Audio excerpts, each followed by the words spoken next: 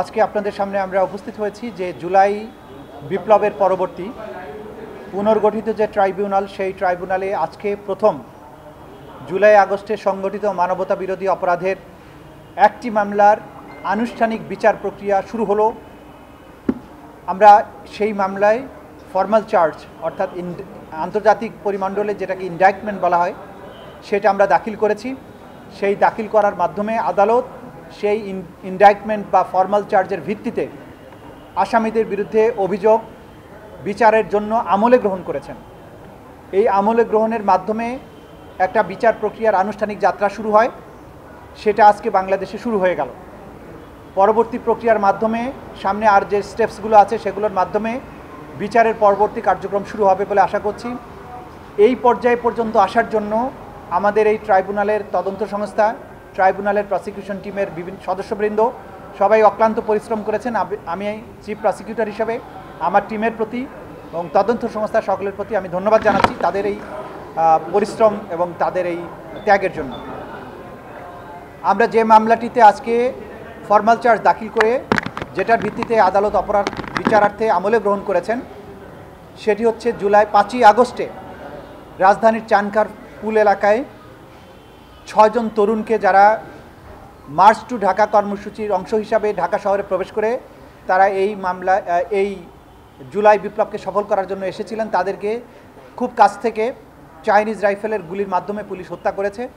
আজকে যাদের বিরুদ্ধে বিচারের আনুষ্ঠানিক যাত্রা শুরু হয়েছে তারা হচ্ছেন ঢাকা মহানগরীর ডিএমপির যে সাবেক পুলিশ কমিশনার হাবিবুর রহমান সহ পুলিশের বিভিন্ন পর্যায়ের কর্মকর্তা 8 জনের বিরুদ্ধে বিচার প্রক্রিয়া শুরু হয়েছে।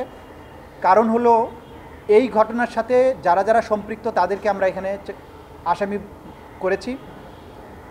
এই ঘটনায় অনেক পুলিশ হয়তো জড়িত ছিল, সবাইকে কিন্তু আমরা আসামি শ্রেণীভুক্ত করি নাই। এটার যুক্তি হচ্ছে যে যারা সরাসরি চাইনিজ রাইফেল ব্যবহার করে মানুষকে হত্যা করেছে, ভিডিও ফুটেজে যাদেরকে আইডেন্টিফাই করা গেছে তাদেরকে আমরা বিচারের জন্য সোপর্দ করেছি। পাশাপাশি তাদের যারা সুপিরিয়র কমান্ডার ছিল অর্থাৎ ঢাকা মহানগরীর পুলিশ কমিশনার হাবিবুর রহমান, সুদীপ কুমার এবং ইমরুল, এই সমস্ত যারা সরাসরি নির্দেশ দিয়ে মানুষকে হত্যা করেছিলেন, যারা উপস্থিত থেকে নির্দেশনা দিয়েছেন, যারা পাশে থেকে ফ্যাসিলিটেট করেছেন, এই সমস্ত লোকদেরকে আমরা বিচারের জন্য আজকে সোপর্দ করেছি।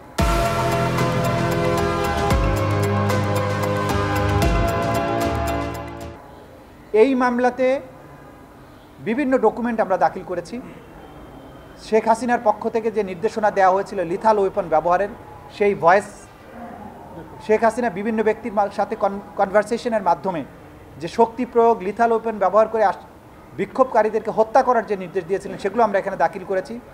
কিন্তু তাকে এই মামলাতে সরাসরি আসামি করা হয়নি, কারণ তার বিরুদ্ধে সেপারেটভাবে চার্জশিট দাখিল হয়েছে এবং সেখানে তার বিরুদ্ধে আলাদাভাবেই আনুষ্ঠানিক অভিযোগ অর্থাৎ ফর্মাল চার্জ দাখিল করা হবে। এটা ছিল আজকের প্রসিডিংস। এর বাইরে শেখ হাসিনা এবং শাকিল আহমেদ নামে আওয়ামী লীগের গাইবান্ধার যে নেতা, যাদের মধ্যে টেলিফোন কনভারসেশনের মাধ্যমে শেখ হাসিনা বাংলাদেশে সমস্ত এই জুলাই বিপ্লবের যারা মামলা করেছেন, যারা মামলার বাদী হয়েছেন, সাক্ষী হয়েছেন, তাদের বাড়িঘর জ্বালিয়ে দেওয়া এবং তাদেরকে হত্যা করার যে নির্দেশনা দিয়েছিলেন, সেই টেলিফোনিক কনভারসেশনটা ভিত্তিতে একটা কন্টেম্প্ট প্রসিডিংস তার বিরুদ্ধে ড্র হয়েছিল। আজকে সেই কন্টেম্প্ট প্রসিডিংসেরও ফার্দার শুনানি ছিল। সেটা শুনানি অন্তে আগামী 3রা জুন এটার পরবর্তী আদেশের জন্য ধার্য করা হয়েছে।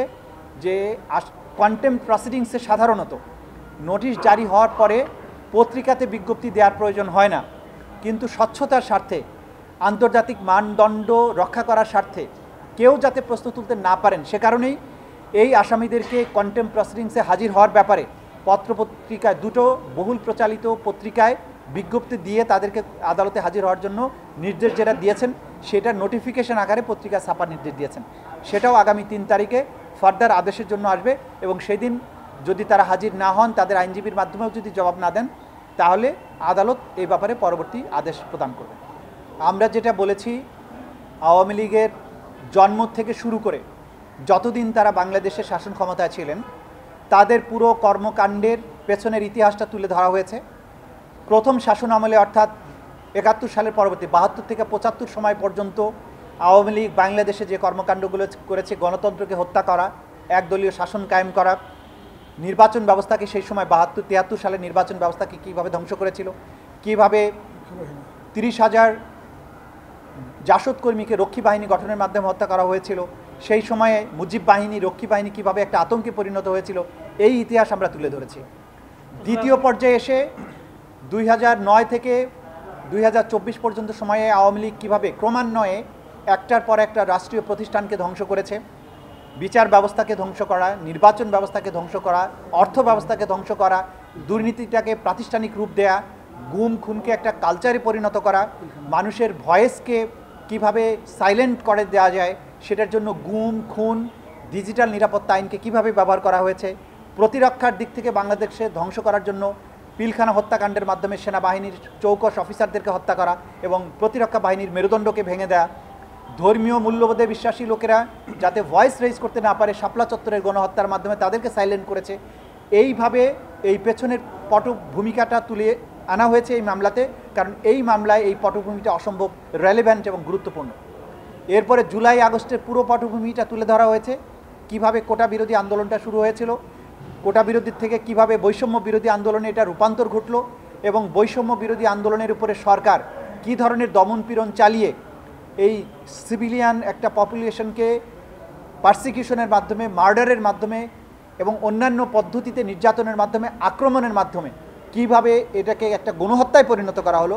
জেনোসাইডের সংজ্ঞায় গণহত্যা না, বাংলাদেশের প্রচলিত বাংলা ভাষায় গণহত্যা বলতে যা বোঝায় সেই গণহত্যার মাধ্যমে এই ছাত্র জনতাকে যেভাবে নির্মূল করার চেষ্টা করা হয়েছে, যেভাবে আক্রমণ করা হয়েছে সেই পটভূমি আমরা তুলে এনেছি এবং সেটার পেছনে দল হিসাবে আওয়ামী লীগ, জোট হিসেবে 14 দল, অঙ্গ সংগঠন হিসেবে আওয়ামী লীগের ছাত্রলীগ, যুবলীগ এবং অন্যান্য সংগঠনসমূহের কথা আমরা তুলে এনেছি। রাষ্ট্রীয় বাহিনী হিসাবে পুলিশ, বিজিবি এবং র্যাব এবং অন্যান্য গোয়েন্দা সংস্থাসমূহ তারা কে কীভাবে এখানে ভূমিকা পালন করেছে, তাদের কি দায়, সেগুলোর কথা এখানে তুলে আনা হয়েছে। প্রমাণ হিসাবে ডিজিটাল যত এভিডেন্স আছে, video footage, audio footage, documentary evidence, জাতীয় আন্তর্জাতিক সংস্থার বিভিন্ন ডকুমেন্টারি রিপোর্ট সব কিছু এবং যারা প্রত্যক্ষদর্শী, যারা ভিকটিম, তাদের বক্তব্য, তাদের জবানবন্দি, তাদের শরীর থেকে রক্ষিত বুলেট সব কিছুকেই আলামত হিসাবে এখানে আনা হয়েছে। অর্থাৎ ক্রাইমস অ্যাগেনস্ট হিউম্যানিটির অভিযোগ প্রমাণ করার জন্য জাতীয় ও আন্তর্জাতিক স্ট্যান্ডার্ডে যত প্রমাণ প্রয়োজন এবং যে প্রমাণগুলোর মাধ্যমে অপরাধীদের অপরাধ প্রমাণ করতে যত স্ট্যান্ডার্ড দিয়ে বিচার করা হোক, যাতে কোনো স্ট্যান্ডার্ডেই এই বিচারটি ফেইল না করে, সেই মানের এভিডেন্স আমরা আদালতে দাখিল করেছি। আনুষ্ঠানিক বিচারের যাত্রা শুরু হয়েছে। ইনশাল্লাহ প্রসিকিউশন বিশ্বাস করে আনুষ্ঠানিক বিচারের মাধ্যমে অভিযুক্তদের বিরুদ্ধে অপরাধ প্রমাণে এই প্রসিকিউশন সক্ষম হবে। আমরা যেটা বলেছি 4 এবং 5 তারিখে যে সমস্ত ঘটনা নেপথ্যে ঘটেছে সেগুলো বর্ণনা দিয়েছি। বিশেষভাবে 5ই আগস্ট ক্ষমতা ছাড়ার আগ মুহূর্ত পর্যন্ত আসামি শেখ হাসিনা কিভাবে ছাত্র জনতাকে হত্যা করে নির্মূল করার ব্যাপারে অনড় ছিলেন সেই কথাগুলো তুলে ধরেছি। বিভিন্ন বাহিনীর প্রধানদের সাথে তার কী ধরনের কনভারসেশন হয়েছে সেগুলো তুলে ধরেছি। সেনাবাহিনী তাকে শক্তি প্রয়োগ থেকে বিরত রাখার চেষ্টা করেছে সেগুলো আমরা বলেছি। সেনাপ্রধান নিরস্ত্র মানুষের উপর গুলি চালাতে রাজি হননি সেটা তুলে ধরেছি। শেখ হাসিনা পুলিশের কাজের প্রশংসা করেছেন এই জন্য যে পুলিশ গুলি করে মানুষ মেরেছে।